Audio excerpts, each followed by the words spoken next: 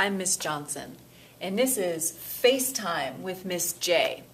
So the purpose of these short lectures is to give you some insights into some topics that some students find fairly boring, and that's the topic of grammar.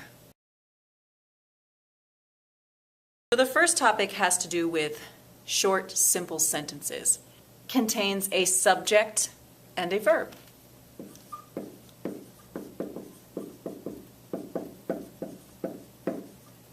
Fairly easy, right? It is also known as an independent clause.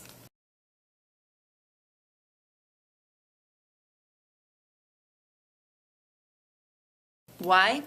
Because independent, of course, refers to, well, something that can stand alone or be alone, like you in your room at night when your family's already gone to sleep. If it has a subject and a verb and expresses a complete thought, then it's considered independent. Now, sometimes simple sentences can be very short, such as, obviously, rather short.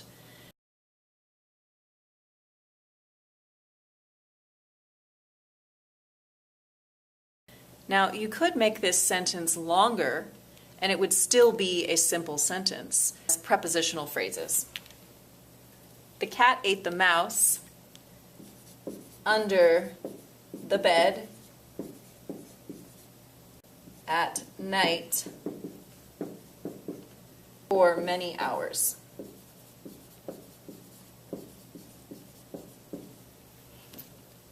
Just because that's a little bit longer doesn't mean it's not a simple sentence. It still has a subject and a verb, and then it has a series of prepositional phrases at the end, starting with under the bed, at night, for many hours, and we could continue adding on prepositional phrases for as long as we like, and it's still a simple sentence because it fulfills this basic rule. It has a subject plus a verb. Well, that's pretty easy, right? Okay, so we've talked about simple sentences. Now I want to talk about sentence fragments, okay? What's the difference? Well, unlike a simple sentence, a sentence fragment is incomplete. How is it incomplete? Well, it violates the rule of independence. It's either missing a subject or a verb, or both in some cases. And usually, the writer who creates a sentence fragment doesn't intend to do so. They think that they are writing a complete sentence when really there's some kind of element missing that they're not aware is missing. So generally speaking, a sentence fragment is something to be avoided. You don't want to have an incomplete sentence.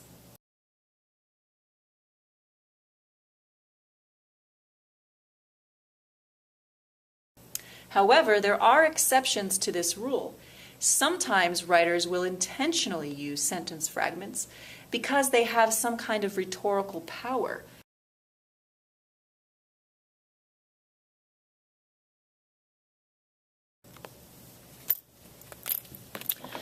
So in this sentence here, despite all the attention paid to companies like Enron, academics know very little about the practicalities of white-collar crime.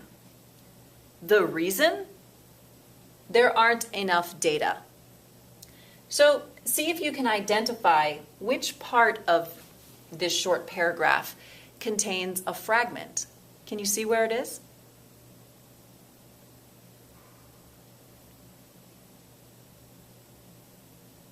That's right. The reason. You have to ask yourself first, does it have a subject and a verb? Well, no, it's just a subject, if anything. There's no verb. However, you can see that it's implied, right? Because it's understood that the reason is referring to the fact that academics know very little about the practicalities of white-collar crime. So the fragment works because it's responding as a direct rhetorical question to something that came before it. So this is one situation wherein a fragment could be rhetorically effective.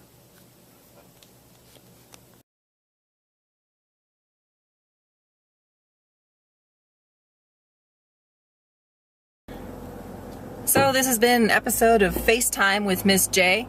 Thanks for tuning in. About to head home now. The sunset's happening. And oh, the light is green. Time to go!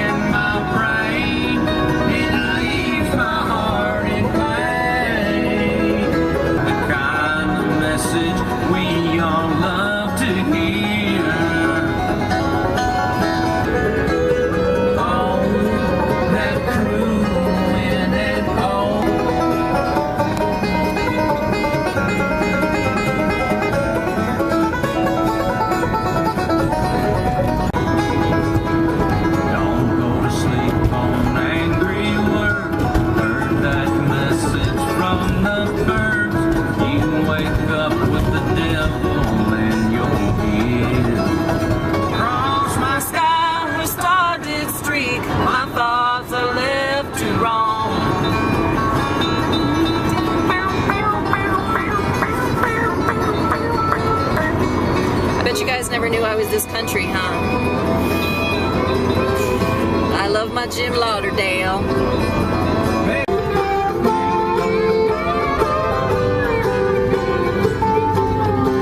Oh shoot, it's 6 o'clock. I gotta get Margot. Talk like the future. Take off on my own. Do it on my own.